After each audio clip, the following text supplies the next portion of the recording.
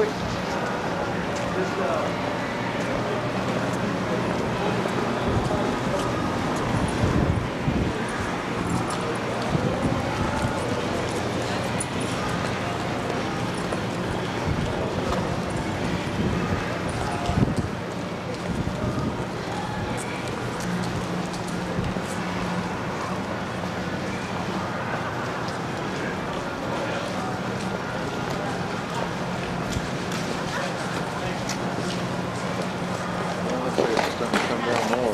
Yeah.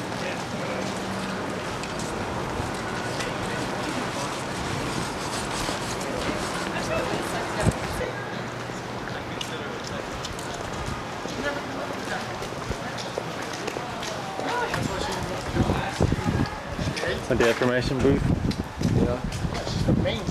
Wanna go there? Yeah, let's see what this flow will get. Will you get it somehow? Walk around.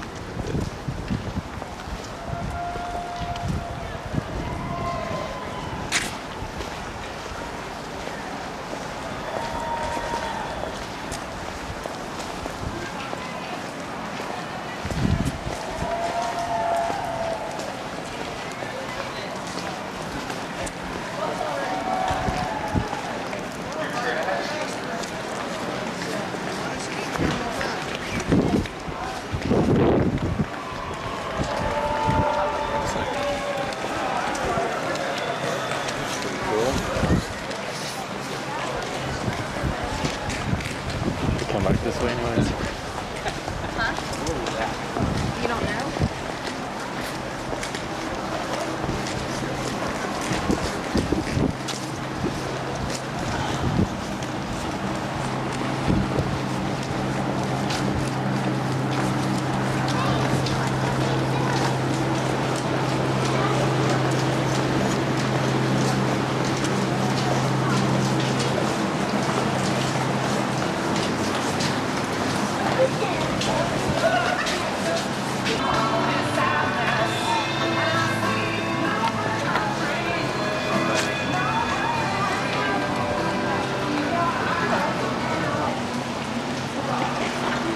That's where we're at, wasn't it? The grill?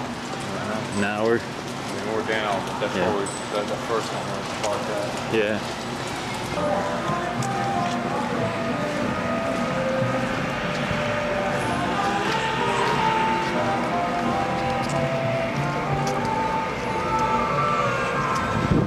So we did see it all.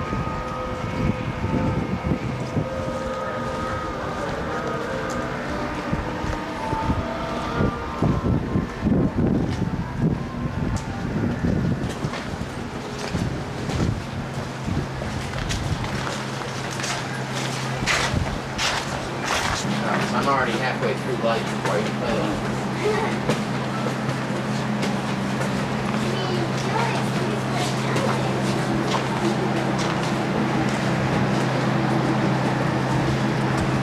Yeah, we're gonna have to go ski sometime. Yeah, we could do that. Maybe we could go skiing tomorrow. We could come up here and get our lifts, get our, we could buy lift tickets down in Denver. Oh, really? Yeah, the King Super, and then just come up here and rent our skis, you know, at some of these places here.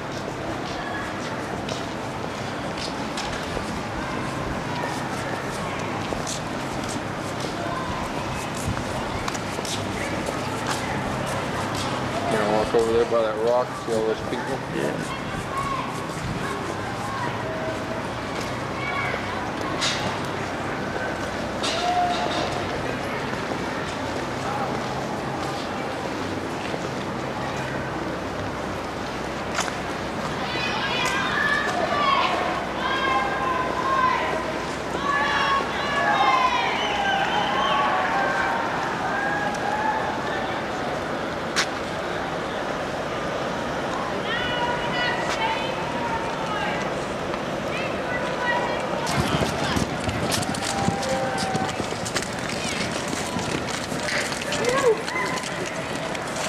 It's just like a ice skating rink.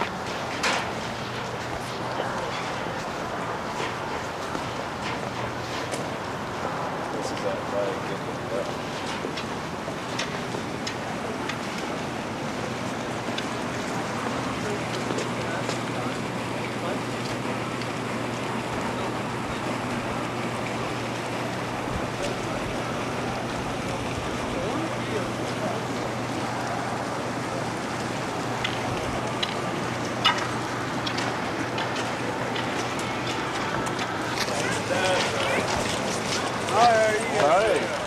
Like a free beer, Alright. a free margarita. Yeah. It says Salsa Mound. All right. So out your April 20th. Okay. Thank Enjoy you. your day. Thanks. Okay.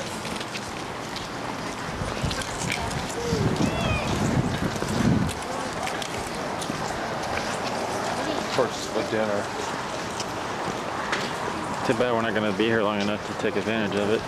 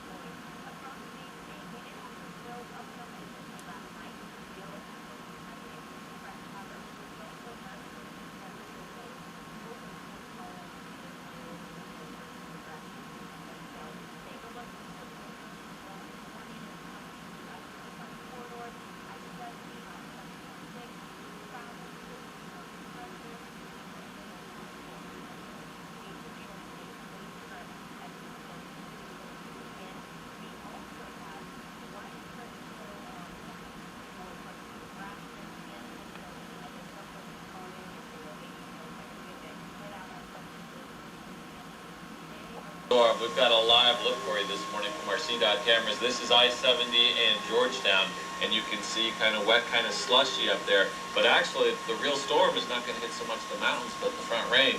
Brian Jordan, the CDOT, is on the phone right now, and he's got right now for us the very latest on Sunday morning conditions. Morning, Brian. Good morning, Steve. And yeah, that's about what we have in the mountains right now. Just wet conditions. As a matter of fact, the only chain law we had that was in effect when the sun came up has been dropped over Vail Pass. There you can see we have sunshine and just a little sloppy around the edges, so no chain restrictions on the I-70 corridor. And in town, it's just kind of wet and sloppy. Out to the east, we do have some fog in the Lyman area. In fact, much of northeastern Colorado with some fog. Not really thick enough to slow things down, as you can see. Still making their way. But give yourself some extra time. And yeah, it's just sort of the wait before the big storm. Right now, we're really doing well. As I say, no chain restrictions on the I-70 corridor. Just sloppy in town, but things are moving. They're keeping the magnesium chloride down. Thursday, saying it could go either way. Jessica Jameson standing by, and she's got the very latest from the 24/7 Weather Center. And what's the verdict, Jessica? Oh, I think this is going to be a major storm system for the Denver area and throughout eastern Colorado. We could see as much as a foot of snow for many locations. Outside right now, we just have mostly cloudy skies over downtown Denver. We do have a few showers that have popped up, a few scattered rain and snow showers that have developed over Metro Denver, and yet really we're just going to be kind of in a standby position as we wait through the day, waiting for the major snow to hit as we head into late this afternoon and in through this evening. You can see across most of the state we do have dry conditions out there right now. The winter storm warning is what you see in red. It goes into effect at 3 o'clock this afternoon. It encompasses the Front Range, the I-25 corridor, as well as portions of northeastern Colorado where heavy snow is expected to pile up. Also, if you have travel, it takes you into Kansas, Nebraska, areas east, even up towards Wyoming. Certainly be prepared for the snow because those areas are all also under the winter storm warning, expecting some very heavy snow, which could cause really the roads to become impossible for travel for tonight. We're at 33 degrees in Craig, 25 in Gunnison. It's 36 in Colorado Springs, 29 in Sterling, and as warm as 47 currently in Lamar. We're not going to be much warmer today. In fact, I think temperatures will be falling late this afternoon as the clouds continue to stick around and heavy snow develops. Again, about 6 to 12 inches expected for the Denver area, with more than a foot of snow for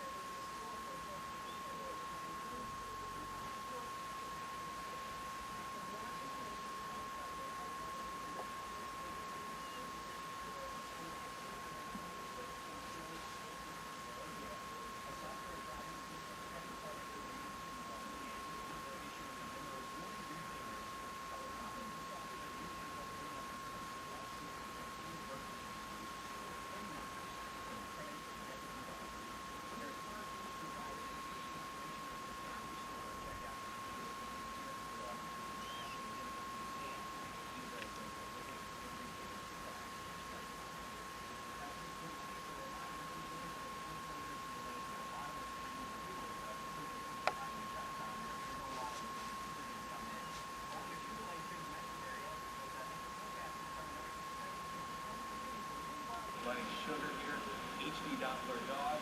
I brought Sugar in not to make light of the snowstorm we've got going on, but to actually tell you that, going to sleep last night, all the ingredients still in place for a massive, massive snow for Denver, and it just hasn't materialized. So let's get to it and explain what's going on. I'm going to show you some snow totals. First of all, Netherland, 6.2 inches of snow. That report coming in at 7 this morning. In Loveland, about 3 inches. Rossville, will be 7.7 inches. Denver, not much, about an inch and a half so far. There's more to come. You get east and south of Denver, and a whole lot more snow. This is where the heavier bands are. Almost a foot of snow in Elizabeth and Kiowa. Some folks are really dealing with the heavy snow that we've been forecasting here for a good 5 days. In Greeley, we still have some light snow falling. We may get another half inch of accumulation, but again, looks like east and south of Denver is where the additional accumulation will be most significant. Let's look at downtown Denver. Can't see much. The snow continues to fall. At the IA, 19 degrees, wind chill of 7, humidity 93%, winds are north at 11 miles per hour, and I think it's that north wind that really plays into this forecast, and maybe telling us why we didn't get so much snow in Denver. But here in the 90s backyard, it continues to snow. We'll see the snow showers continue at times throughout the day with more accumulation as possible. 19 degrees here. Your spots will be showing you. We've got 21 in Greeley, Fort Collins at 19, 25 apiece in Aspen, and in Burlington. Well, where is the worst of it? Well, the snow continues to fall at a pretty good rate once you get out towards the line in this system. Departing to the east rather quickly throughout the day, so snow showers will taper off for flurries for downtown Denver, maybe another inch at most, maybe a little bit more as you head further east. So what happened? Well, the storm system we were thinking was going to form right over about Lamar in southeastern Colorado, formed about 200 miles down to the south. So the heavy precipitation has been down to the south. The winter storm warning has been canceled. In its place, a snow and blowing snow advisory for the eastern flank. So wicked north northeast winds up to 30 miles per hour, and those higher accumulations blowing and drifting 70, 76 eastbound, low visibilities, and snow drifting across the river. There are those winds. Get to the 37 miles per hour in Burlington right now. We've got some 32 in the Springs, and we've got wind chills in single digits. It's going to be a raw day. How much more snow for us? Well, about an inch, maybe just over that in the Denver metro area from here on out. Further east you get about 2 to 4 inches up towards the line. 3 to 7 inches of additional accumulation from Sterling to Holyoke to Gray down to the Burlington area. This system has been performing further to the south. That's going to more of a northerly breeze. We are 25-4, slightly drier air. That makes all the difference. Very, very light. Looking at the big picture, this system has struck on through Texas and Oklahoma. Heavy rainfall has been flooding problems in parts of Texas, and severe weather possible in the Ohio River Valley down to Arkansas and Louisiana throughout the day. Another little bit when the jet stream comes our way. I think this is tomorrow night. Wednesday, you have a snow. Temperatures slowly warming up here next week. Forecast for metro area calls up to 20 with the storm north.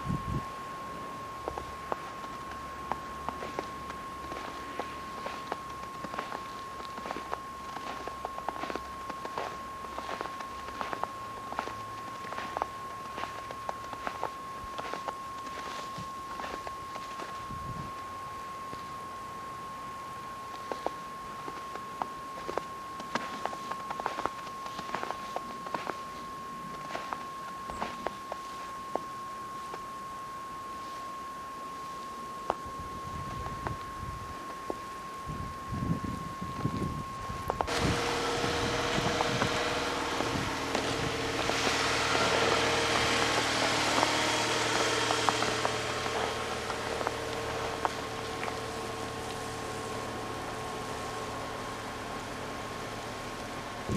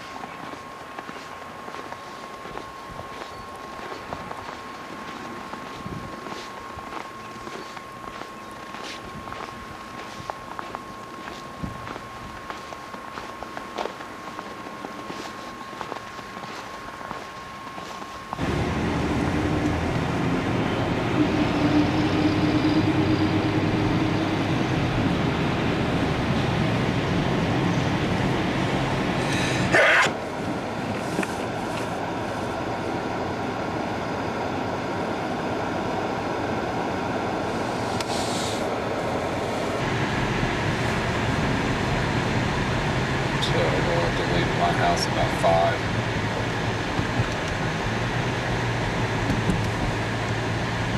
Not even go to bed. Stay up and drink beer. We Snort could, some coke.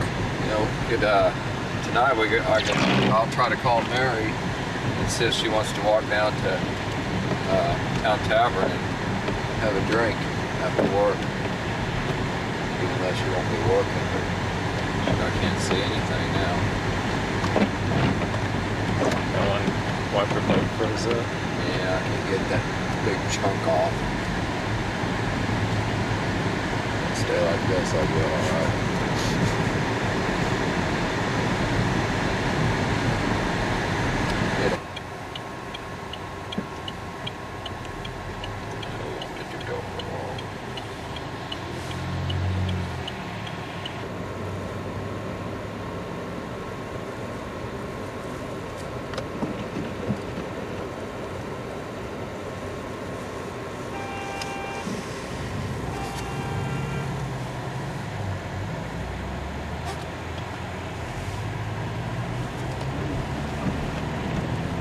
They don't be honking at us. Better not be. I'll get on and kick their rears.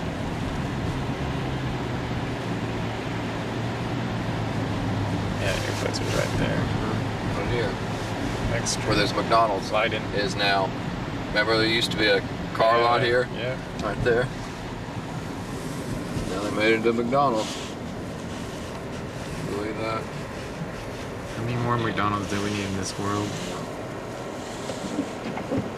They protested it for a long time. She likes these subs.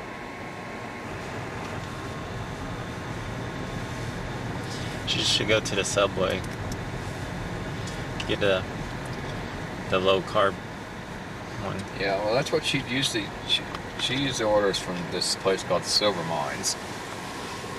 They have pretty good subs.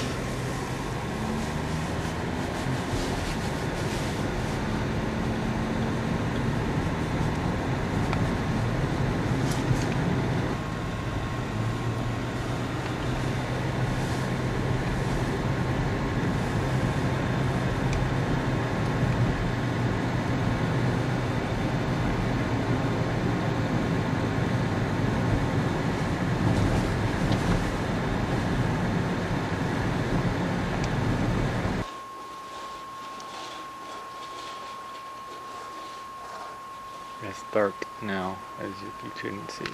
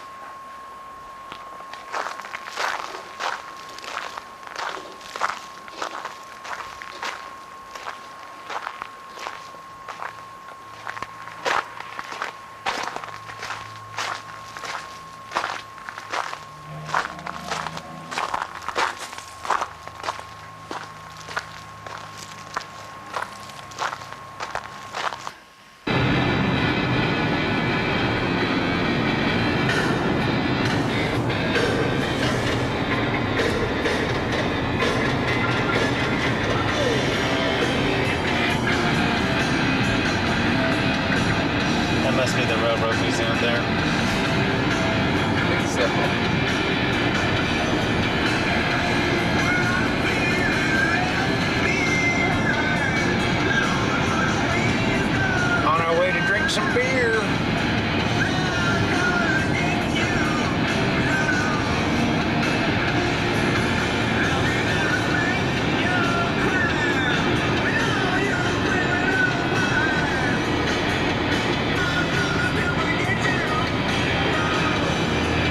There it is. Smell that beer?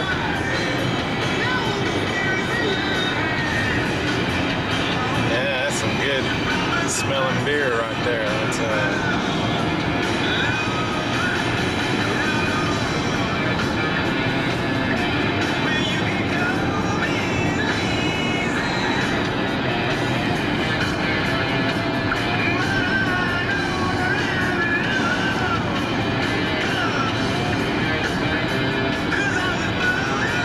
Tour straight ahead, Washington. So straight ahead? Well, then, sort of. Mail trucks. Tomatoes. asparagus. Yeah.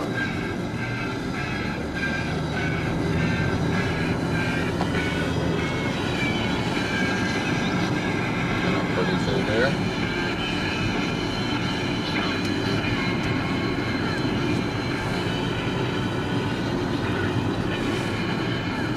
Boy, I didn't know getting a beer would be so dang hard.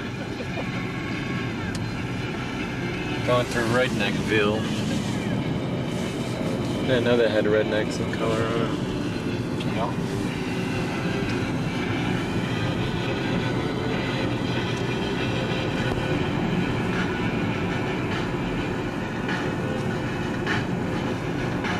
Okay, it said tour parking straight ahead. Then we hit a dead end. Now we got gas. Week 9. This week for graphics. Ghost flames, pinstripes, stuff like that. Then listen Friday in the 5 p.m. hours. Uncle Nancy tallies your votes and announces what wins. Help build a car online, kbpi.com. Then win it. Brought to you by Pro Street Motorsports on tonight. Mile High Pipe and Dorado. BPI.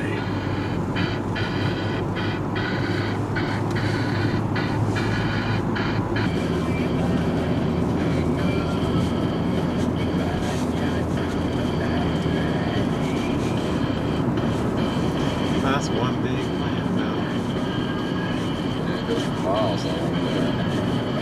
Yeah, those people that have made, they can go walk down there and get beer anytime they want.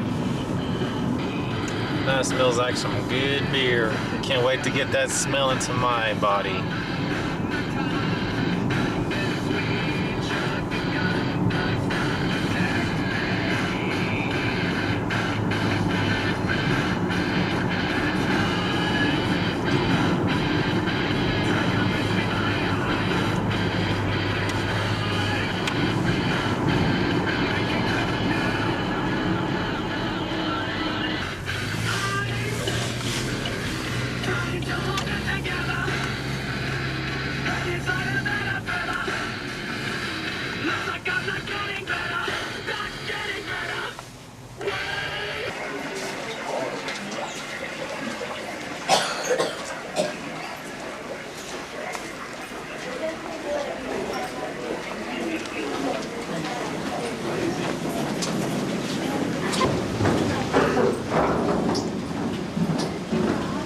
Smells like bread. So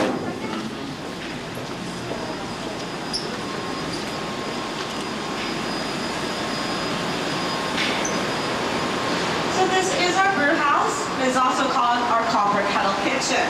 We do have 50 copper kettles here in this room, and it is where we brew all our beer here at this brewery. And we're using copper because it is an excellent conductor of heat and does not impart any metallic taste to our beer. So let's learn how to make beer. Of those ingredients we just talked about, we're going to cook the cereal grains and malted barley separately, and then we will mix them together into the mash tun. And you can see one of the mash tuns diagonal to my arm here. It's quite good, but most people don't come to Coors to eat oatmeal. Usually come here to drink beer. So we got to filter those solids from the liquids. So So we're gonna send the malt mash to our malt mash filter presses. You pass a couple of those on your way. Drive up, load up, drive away. It's a pretty continuous process since we produce so much of this solid.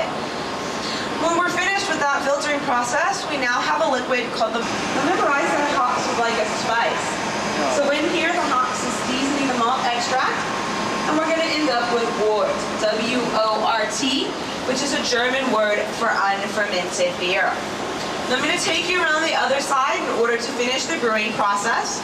On your way around, you can look at this glass box here. We do brew beer 24 hours a day, 365 days a year. So there's always people up here controlling the time, temperature, and transfer of all the products in all of these kettles. So take a few pictures and I'm going to meet you on the other side.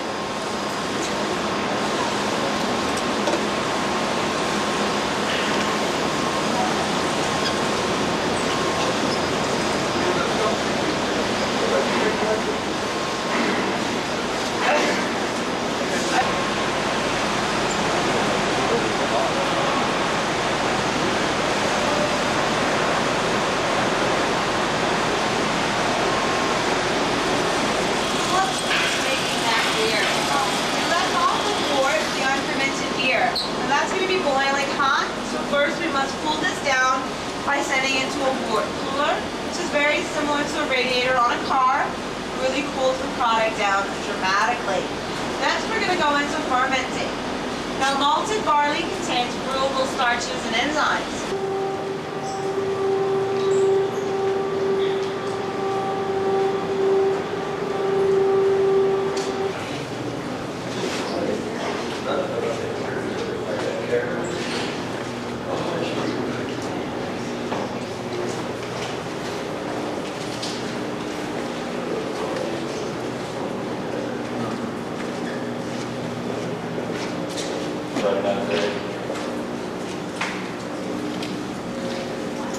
Comes in and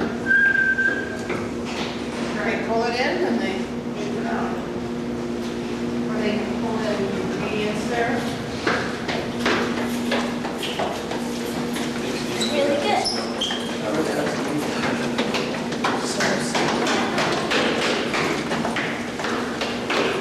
I think I'm drunk. I can't handle this camera anymore.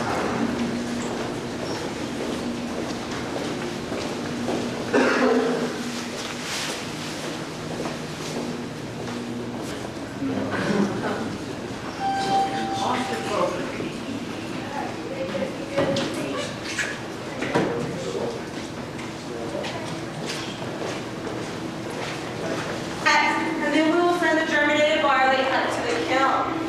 Each one of our kilns are half the length of a football field and hold about 2 feet of barley. What we're doing in the kiln is first stopping the growth we started in germination. Second, we want to roast the barley in order to impart the basic color, which is then reflected into the basic body, flavor, and color. 180 degrees.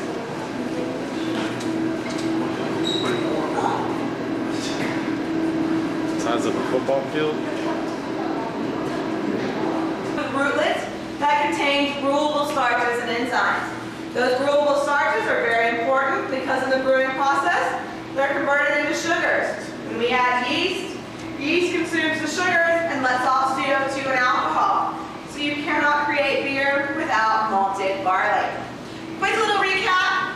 4 ingredients make up beer. You must malt your barley before you can use it. So first we will wash, then grow, roast, age, and mill. Then we'll take the milled malted barley, mix it up with those hops, cereal grains, and Rocky Mountain water, and that's how we get to beer. What stage? You don't see any clumping really day 1 and 2, and that's really light clumping, so on day 3 probably about it'll be a long time. But if you walk down here about 7 times a day, you eventually learn where the barley is at. So what do they use with the...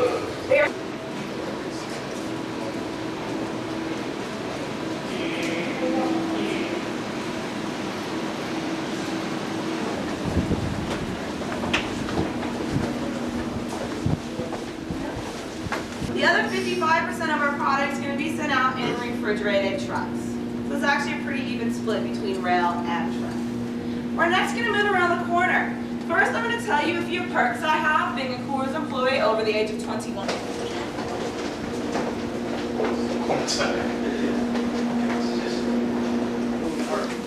have to be over 18 to work here. Certain departments, you have to be over 21 to work. But if you want to get to it, you get a vision, but you just can't go first.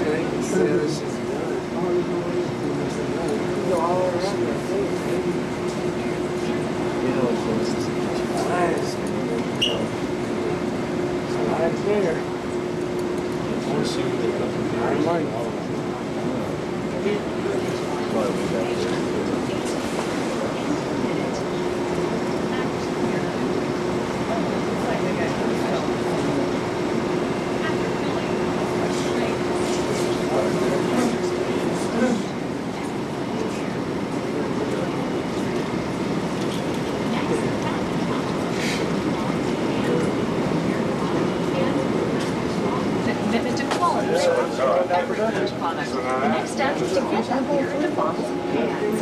The whole packaging process takes about 18 minutes. Beer remains cold until it's ready for shipping. It all starts at the can and glass manufacturing plant in the valley. In 1959, Bill Coors, concerned with the environment, led Coors to become the first manufacturer in the country to abandon steel cans and produce aluminum beverage cans, which can be recycled.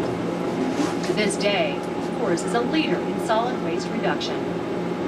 Each year, Coors recycles 4,748 tons of packaging materials. This equates to 24 747 passenger planes per year. At Coors, we also produce our own bottles, just up the road at the Rocky Mountain Bottle Company.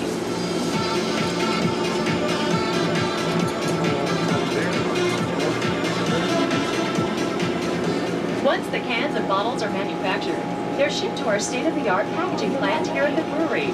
From here, the cans and bottles are washed, filled with water, and then sent to a sanitary filling room.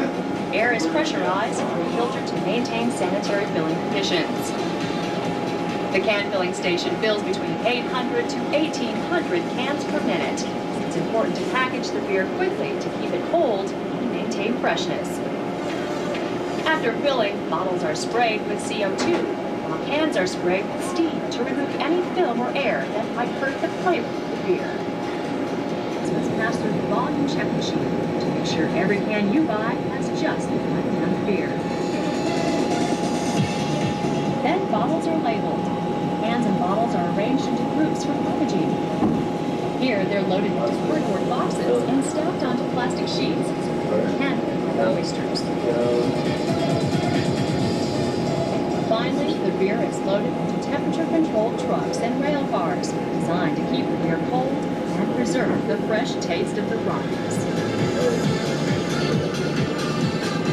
It's been a pleasure showing you around the brewery. Please stop by our hospitality bar and enjoy a fresh, cold Coors beer on us. And be sure to visit the Coors & Company gift shop on your way out.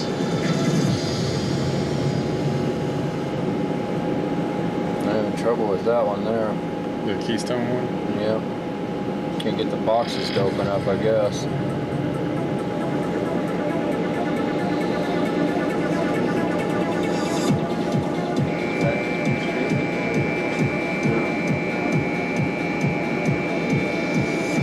Next step is to get that beer in the bottles and cans. The whole packaging process takes about 18 minutes, and the beer remains cold until it's ready for shipping.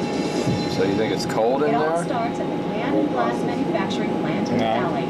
In 1959, If it was cold in there, then they'd be wearing it. led Coors to become the first manufacturer in the country to abandon steel cans and produce aluminum beverage cans, which can be recycled. To this day, Coors is a leader in solid.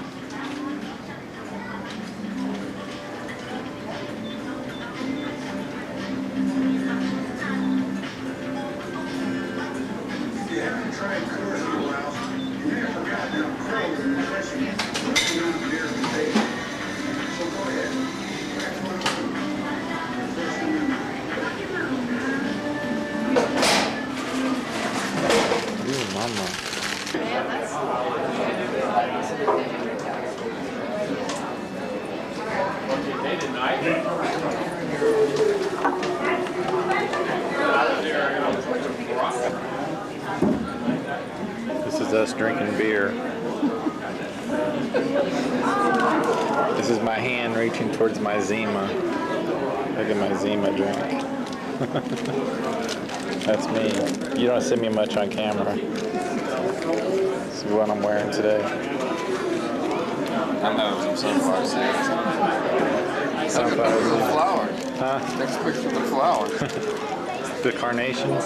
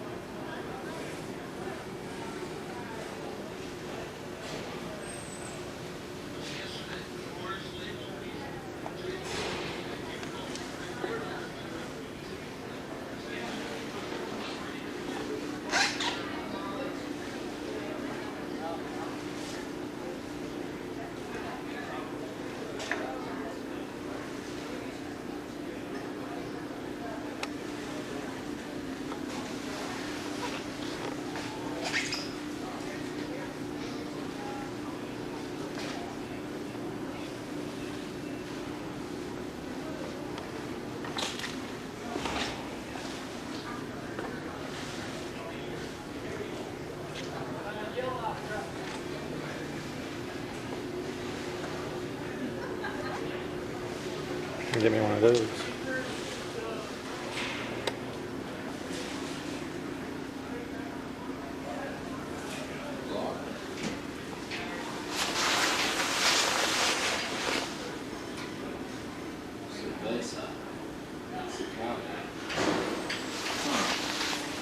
I'd like to try that. Try what? Mexicali. Can you get some of that? Hey, there's my favorite, Aspen Edge. I want that beanie.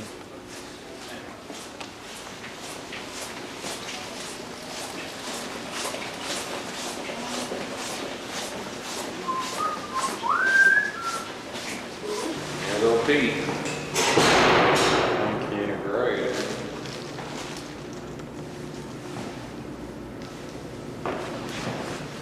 No, thank you, Pete.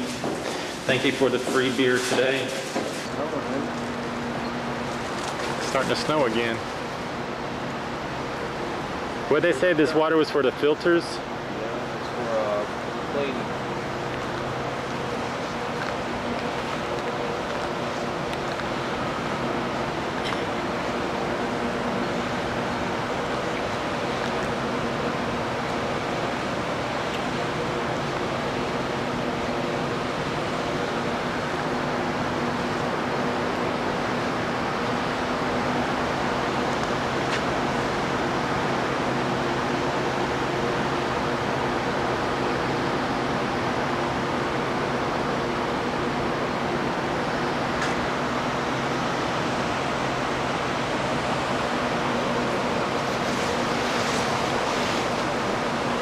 One big place.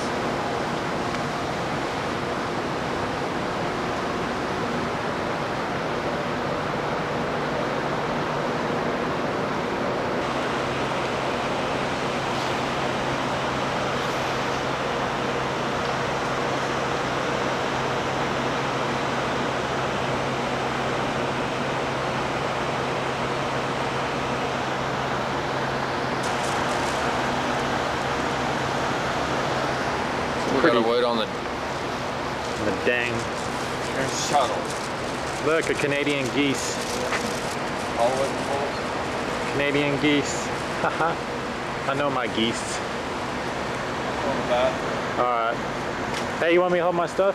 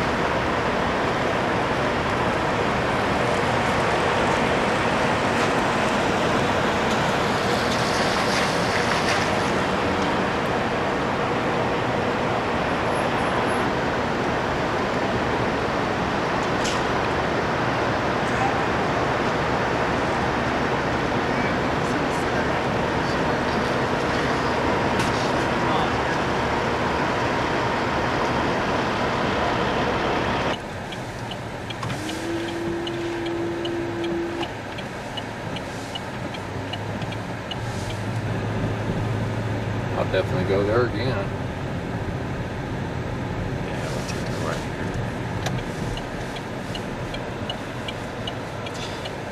here. Downtown Golden, Colorado. Full of history. There's your general store. Maybe that's Yeah. what he was talking about. I think that's what it is. Boss. Let me call it. Foss. Foss.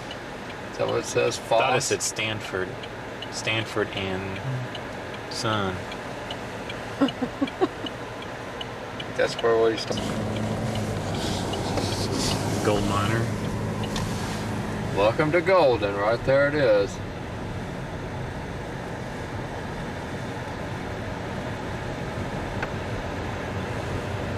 Howdy, folks.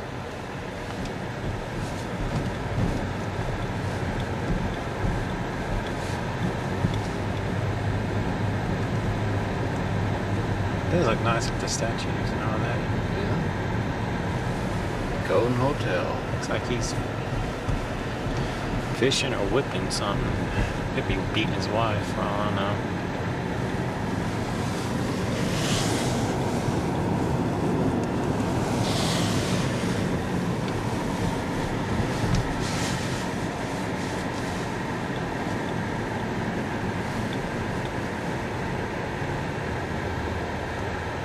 It's be for Coors employees, the Coors Credit Union. Oh, this was lovely downtown. Looks like Irving up here, ghetto.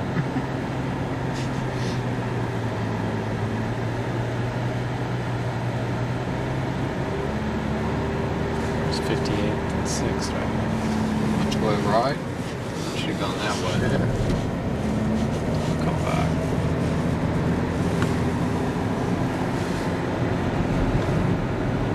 For rent.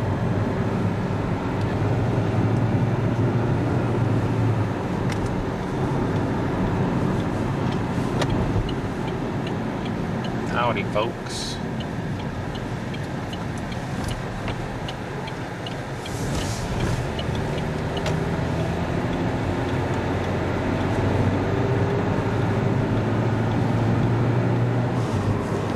And that is the Coors factory right there. It is a huge Which was selling all.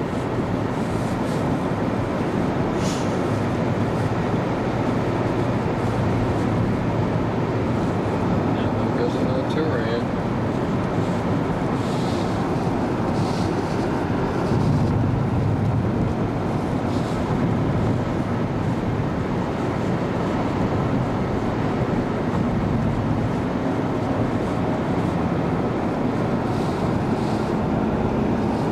They get their water from underground. That's why this place is here. Is it? Where all their springs and stuff come up right here. That's why they built it here. I did learn something today.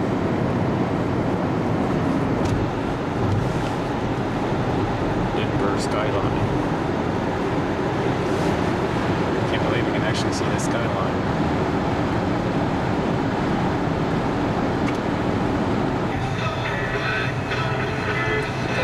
Center field. Baseball season 2 weeks away.